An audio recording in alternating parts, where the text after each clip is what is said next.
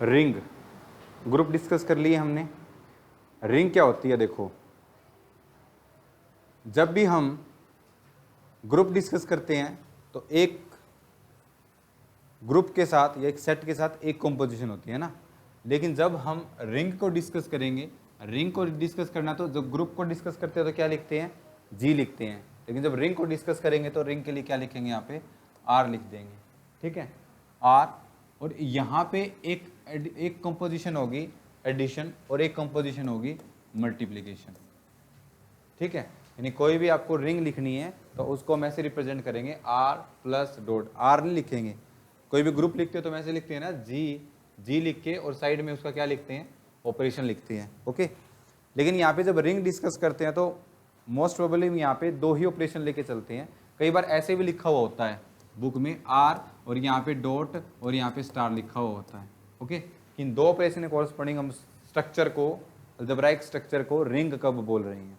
Okay, तो ring के लिए टोटल कितनी प्रॉपर्टी होनी चाहिए, 8 प्रॉपर्टी होंगी। ठीक है, उनमें से जो 5 प्रॉपर्टी है 8 में से, वो पहली बात कि जो आर है वो अंडर एडिशन एबिलियन ग्रुप बनाए। ओके, और एबिलियन ग्रुप के लिए टोटल कितनी प्रॉपर्टी होती है, 5। पहले तो ग्रुप बनना चाहिए, वो 4 वहाँ से, और 5वीं कौन सी, कम्यूटेटिविटी। तो जब रिंग की डेफिनेशन लिखेंगे तो मैं सिर्फ फर्स्ट सेक्शन में ये लिख दूं कि R is a abelian group under कौन से, एडिशन। इसमें कितनी प्रॉपर्टी इंक्लूड हो गई, 5। ठीक है, फिर नेक्स्ट 5 प्रॉपर्टी ये हो गई। 6 प्रॉपर्टी, जो 6 और 7th प्रॉपर्टी है वो अंडर मल्टीप्लिकेशन चलेगी।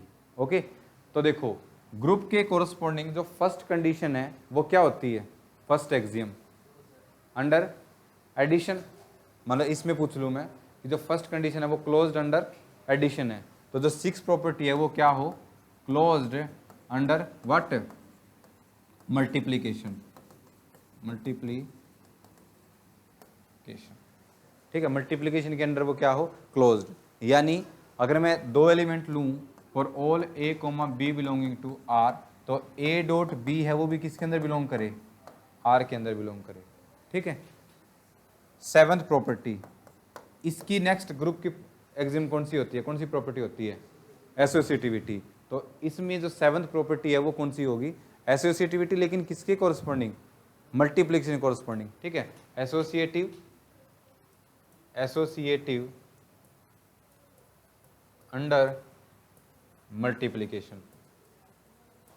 ठीक है, लिख सकते हो, इसको कैसे लिखेंगे, यानी ए डॉट बी कर लो फिर डॉट सी कर लो, या बी डॉट सी करके फिर ए डॉट कर लो, दोनों क्या आएंगे, equal for all a comma b comma c belonging to R. हाँ जी बताओ, पहली 5 प्रॉपर्टी कौन से ऑपरेशन के कॉरस्पॉन्डिंग, एडिशन के, नेक्स्ट 2 मल्टीप्लिकेशन के, कितनी प्रॉपर्टी हो गई, 7, और जो लास्ट प्रॉपर्टी है ना, कौन सी प्रॉपर्टी, 8th, ये क्या होगी, इसमें इसका भी यूज होगा और इसका भी, यानी एडिशन का भी यूज होगा और मल्टीप्लिकेशन का भी। इसको बोलते हैं distributive under addition and multiplication. ठीक है, distributive property under addition and multiplication कैसे होगी, देखो इसमें 2 होगी। यहाँ पे मैंने कर दिया ए डॉट, ओके, डॉट मतलब सेकेंड वाला ऑपरेशन ना, कौन सा है वो, मल्टीप्लिकेशन।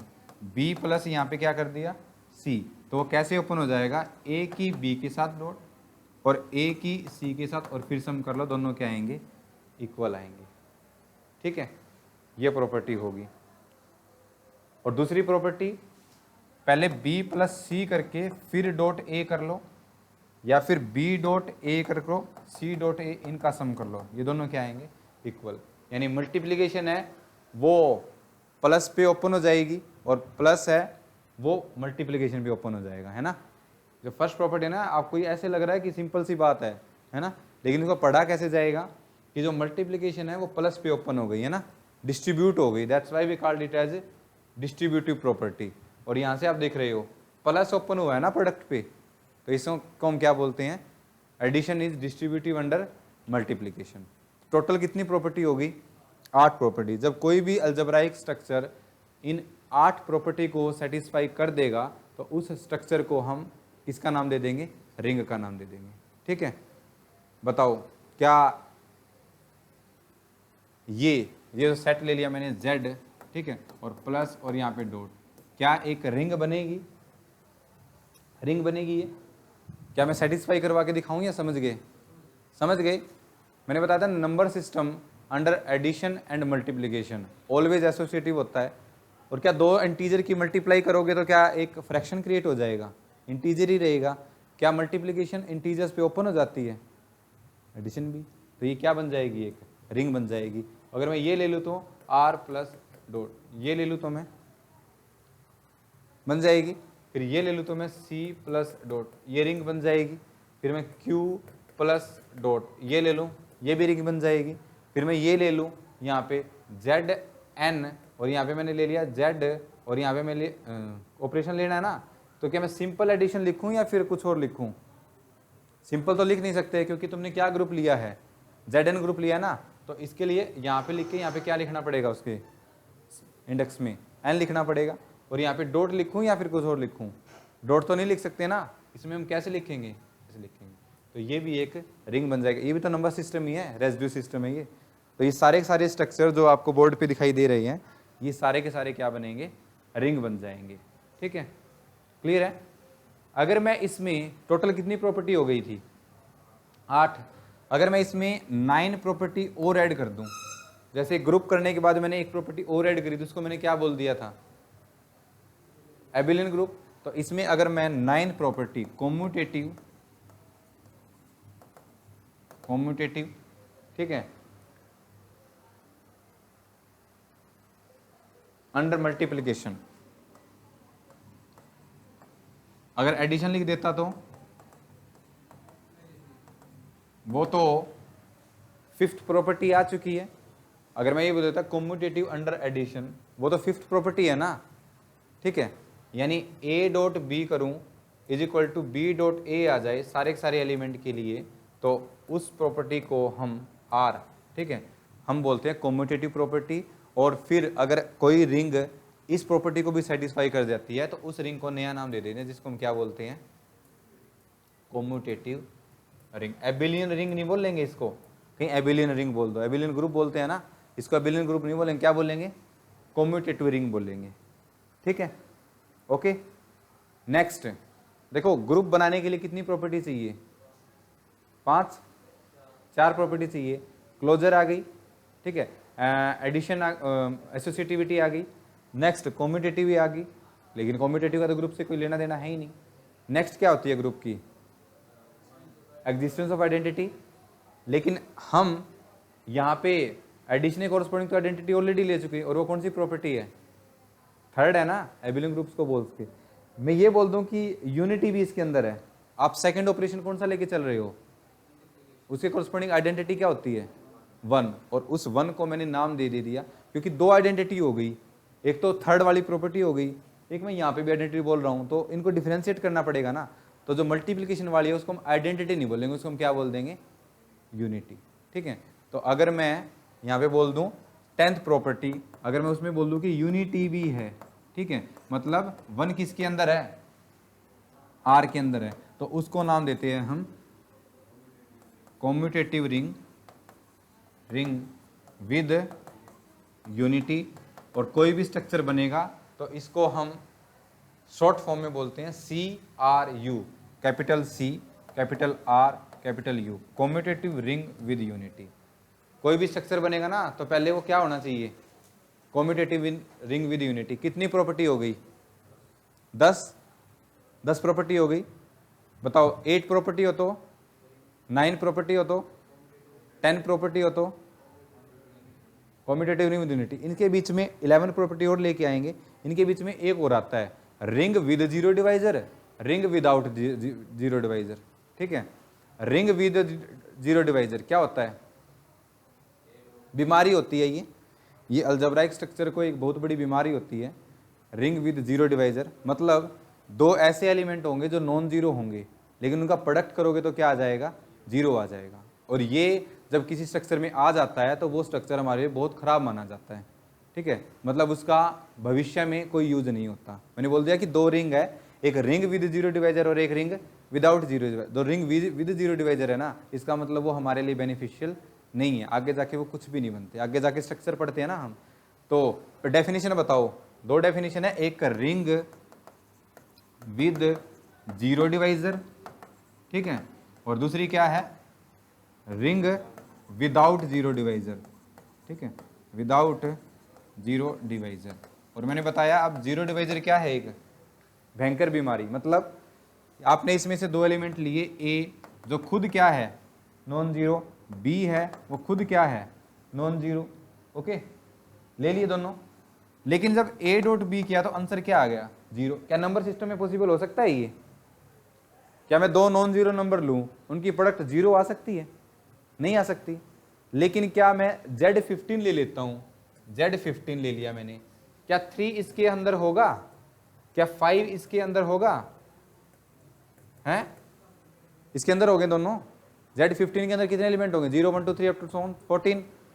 अब 3 है, क्या जीरो है ये, 5 जीरो है, लेकिन 3 ये करना पड़ेगा ना, सॉरी ये करना पड़ेगा, मतलब ये कर दिया मैंने, 3 इंटू 5 किया कितना आया 15, किस कितने बिहेव करेगा, जीरो, लेकिन 3 और 5 किया जीरो, मतलब जो Z15 है ये क्या है, एक रिंग विद जीरो डिवाइजर। और जब ऐसी प्रॉपर्टी ना हो लाइक दिस, मैंने ये बोल दिया Z और यहाँ पे प्लस और डॉट बोल दिया, क्या इसमें रिंग विद जीरो डिवाइजर हो सकता है? नहीं हो सकता, है ना। और अभी मैंने बोला कि Z15 देखो रिंग विद जीरो डिवाइजर है, मतलब आगे जाके हम Z15 की बात नहीं करेंगे, आगे कोई भी हमें काम करना हो Z15 का इतना यूज नहीं है। लेकिन मान लो इसकी जगह मैं ये ले लेता Z11, Z13, Z5, Z7, क्या ये जीरो डिवाइजर है, ये विदाउट जीरो डिवाइजर है? क्या ये जो आपको चार स्ट्रक्चर दिख रहे हैं सामने, ठीक है, अब ध्यान रखें यहाँ पे, आप यहाँ पे ग्रुप नहीं डिस्कस हो रहा, अब यहाँ पे क्या डिस्कस हो रही है, रिंग, और रिंग डिस्कस हो रही है तो एडिशन के साथ साथ तीन प्रॉपर्टी किसकी है, मल्टीप्लीकेशन की भी है, 9th प्रॉपर्टी कॉम्यूटेटिव प्रॉपर्टी है, और 10th क्या है, यूनिटी भी है। क्या इसके अंदर 1 होगा, इसके अंदर सभी के अंदर 1 है, क्या ये कॉम्यूटेटिव भी होती है? Number system is always commutative. तो क्या ये एक, इसको बोलते हैं डिवीजन रिंग। जब हमारे पास 10 प्रॉपर्टी सेटिस्फाई हो जाती है, 9th होगी तो उसको हमने क्या बोल दिया था, कॉम्यूटेटिव रिंग, और 10th होगी तो उसको हम क्या बोल देते हैं, डिवीजन रिंग, ठीक है। और बताओ अब ये जीरो डिवाइजर है विदाउट जीरो डिवाइजर है? आप इसमें से कोई भी दो एलिमेंट उठाओगे ना, उनकी प्रोडक्ट करोगे, कभी जीरो नहीं आएगी, ना इसमें ना इसमें। इनमें कुछ खास बात दिख रही है तुम्हें, प्राइम नंबर है, तो जो ZP करेंगे हम, तो ZP हमेशा विदाउट जीरो डिवाइजर होगा, तो इसको हम इस कैटेगरी में लिखेंगे, ठीक है। इसमें कोई भी दो एलिमेंट लोगे, उनके प्रोडक्ट कभी भी जीरो नहीं आएगी, ठीक है। ये क्या है, विदाउट जीरो डिवाइजर। हाँ जी, अगर एक प्रॉपर्टी और ऐड कर दूं तो मैं कौन सी रहेगी, पहले ये बताओ, इनवर्स वाली। तो अगर मैं ये बोल दूं, और कौन सी नंबर की प्रॉपर्टी होगी वो, 11th। अगर मैं ये बोल दूं कि इनवर्स कौन सा, अब देखो इनवर्स भी दो टाइप के होते हैं ना, एक तो एडिटिव इनवर्स और एक मल्टीपल। क्या एडिटिव इनवर्स ऑलरेडी आ चुका, किस नंबर की प्रॉपर्टी थी वो, 4th की। तो इसलिए मुझे ना डिफ्रेंशिएट करने के लिए यहाँ पे लिखना पड़ेगा कि मल्टीप्लिकेटिव, कौन सा इनवर्स है, मल्टीप्लिकेटिव इनवर्स एग्जिस्ट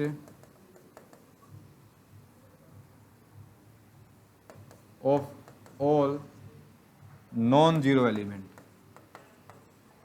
अब कोई बच्चा बोलेगा सर जीरो एलिमेंट का तो मल्टीप्लिकेशन इनवर्स एग्जिस्ट करता ही नहीं, प्रीवियस लेक्चर में देखा है ना, तो उसको मैंने प्रॉपर्टी में हटा ही दिया कि अगर जीरो नहीं है ना, फिर इसका मल्टीप्लिकेटिव इनवर्स एग्जिस्ट करें। यानी देखो A ले लिया, A बिलोंगिंग टू R ले लिया, ठीक है। अब देखो A की किसके साथ मल्टीप्लाई करूँ कि क्या आना चाहिए बताओ, यहाँ पे क्या आएगा, 1 आएगा ना, जीरो नहीं लिखना है यहाँ पे, क्या लिखना है 1, क्योंकि किसकी बात हो रही है, मल्टीप्लिकेशन की। तो यहाँ से करेंगे B, तो B किसके इक्वल आ जाएगा, 1/A के इक्वल आ जाएगा। और जब ये प्रॉपर्टी भी किसी डिवीजन रिंग, बोल सकता हूँ ना, डिवीजन रिंग मतलब टोटल ऑलरेडी कितनी प्रॉपर्टी सेटिस्फाई हो चुकी है, 10, और ये 11th प्रॉपर्टी हो जाए तो उस रिंग को हम क्या बोल देते हैं, फिल्ड, ठीक है। तो उस रिंग को हम फील्ड बोल देते हैं। और फील्ड से बड़ा कोई स्ट्रक्चर नहीं होता है, यानी there is no 12th property. Total कितनी प्रॉपर्टी होगी? 11। तो अगर ये सारी की सारी प्रॉपर्टी अगर सेटिस्फाई हो जाए तो उसको हम क्या बोल देंगे? फील्ड। ठीक है, और इसको याद रखना तो ऐसे रखेंगे याद, पहले तो एबिलियन ग्रुप हो, ठीक है, किसके कोरस्पोंडिंग? एडिशन के कोरस्पोंडिंग। फिर मैं ये भी तो बोल सकता हूँ एबिलियन ग्रुप हो अंडर मल्टीप्लिकेशन, 5 वहाँ से और एक डिस्ट्रीब्यूटिव। अगर ये 11 प्रॉपर्टी है तो उस स्ट्रक्चर को हम फील्ड बोल देते हैं। ठीक है, ओके। तो ये तुम्हारे पास स्ट्रक्चर थे। अब देखो यहाँ पे मैंने एक चीज बताई थी, यहाँ पे इससे पहले कितनी प्रॉपर्टी हो चुकी थी? 10। इससे पहले 10 प्रॉपर्टी हो चुकी थी। ओके, अगर 10 प्रॉपर्टी हो चुकी थी उसको डिवीजन रिंग बोल देते हैं हम, या फिर ये बोल देते हैं कि CRU है।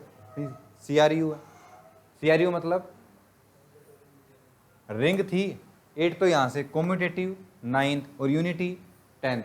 ये नहीं याद हो तो इसको ऐसे याद रखोगे CRU। अगर वो विदाउट जीरो डिवाइजर हो जाए, क्योंकि इसका तो मैंने बताया ना आगे भविष्य में कोई यूज ही नहीं है। ये तो अच्छी चीज है ना कि आप एक नॉन जीरो नंबर ले रहे हो, बी है वो भी नॉन जीरो ले रहे हो, ए डॉट बी है वो भी क्या आया? Non zero. तो अगर CRU हो और विदाउट जीरो डिवाइजर हो तो उस स्ट्रक्चर का नाम क्या होता है? Integral domain. ठीक है, इंटीग्रल डोमेन होता है। और इसकी जो शॉर्ट फॉर्म है उसको लिखते हैं हम ID। क्या होता है ID बताओ? A commutative ring with unity without zero divisor is called a integral domain। या फिर इसको शॉर्ट फॉर्म में ऐसे ही बोल सकते हैं, a CRU without zero divisor is called a integral domain। ऐसे भी बोल सकते हैं इसको।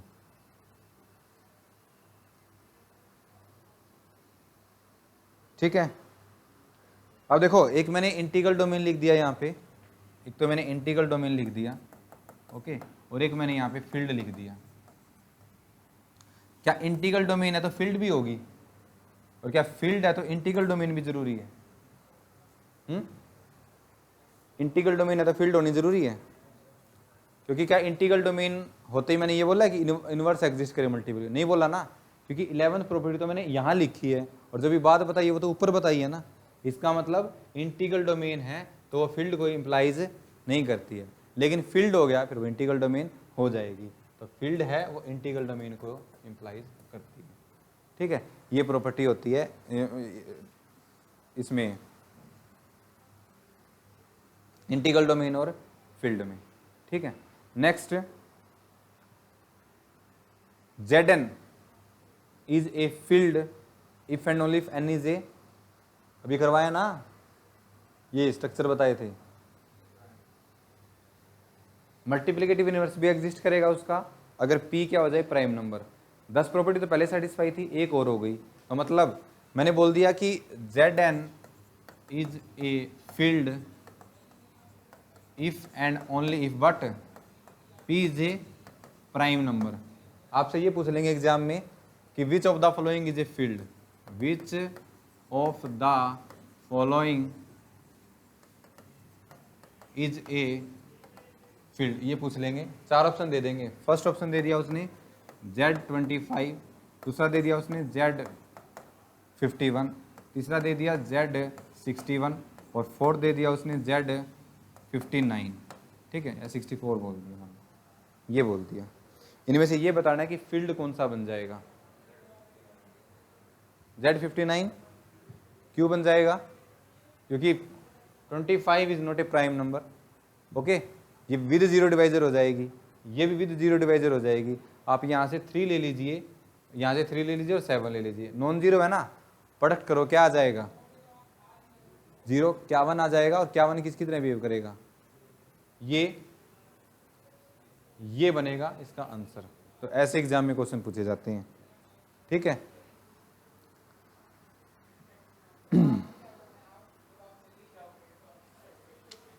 नेक्स्ट डेफिनेशन है सब रिंग की।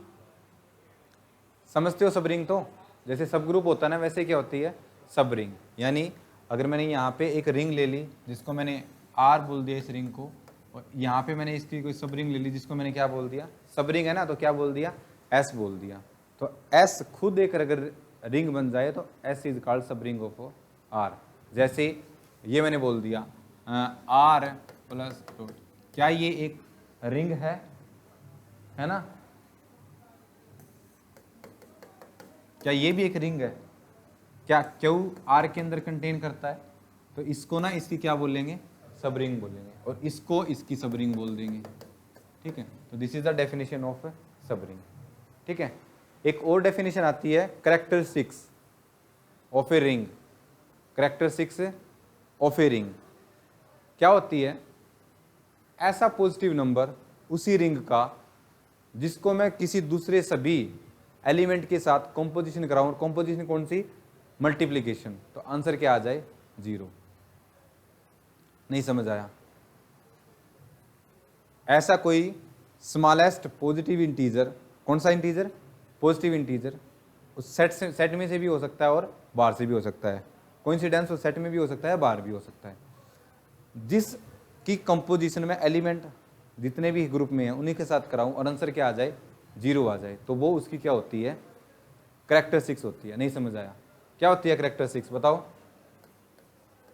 Characteristics of a ring, smallest positive integer such that, a मैंने बोल दिया कि ए है, वो क्या है, कैरेक्टरिस्टिक्स है किसकी, रिंग की। तो characteristics of R is equal to a if a into R का कोई एलिमेंट है जिसको मैंने क्या बोल दिया, स्मॉल आर, आंसर क्या है तुम्हारे पास, 0।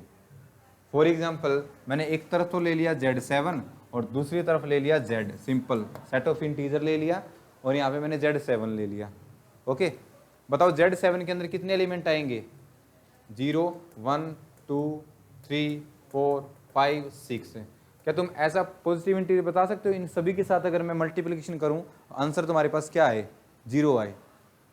और देखो किस पे काम चल रहा है अब, Z7 पे, तो मल्टीप्लिकेशन ये नहीं होगी, कौन सी होगी, ये वाली होगी। समझते हो ना? जहां कहीं भी Zn का नाम आ जाए तो ऑर्डिनरी एडिशन, ऑर्डिनरी मल्टीप्लिकेशन नहीं होगी वहां पे, फिर ये वाली होगी, है ना। बताओ है कोई नंबर ऐसा, 7 खुद रहा, आप अगर 7 देखोगे, लेकिन 14 नहीं हो सकता क्योंकि मैंने क्या बोला है, स्मॉलेस्ट बोला है। हो तो 14 भी सकता है, हो तो 21 भी सकता है, हो तो 28 भी सकता है, लेकिन मैंने क्या बोला है, स्मॉलेस्ट। 7 की 0 से मल्टीप्लाई करो 0 आएगा, 7 की 1 से 0, 7 की 2 से अप टू सो। तो क्या मैं ये लिख सकता हूँ, characteristics of Z7 is equal to 7, है ना।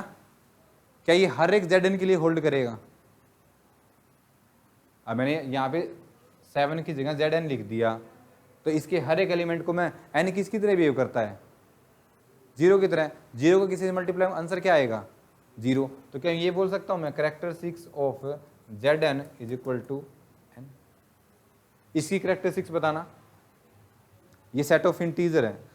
क्या तुम ऐसा कोई पॉजिटिव इंटीजर लेके आ सकते हो जिसको सभी इंटीजर के साथ मल्टीप्लाई करें और आंसर 0 आए? तो बच्चा बोलेगा सर 0 आ नहीं सकता क्योंकि मैंने क्या बोला है, पॉजिटिव बोला है ना, पॉजिटिव इंटीजर। बताओ इज दैट पॉसिबल?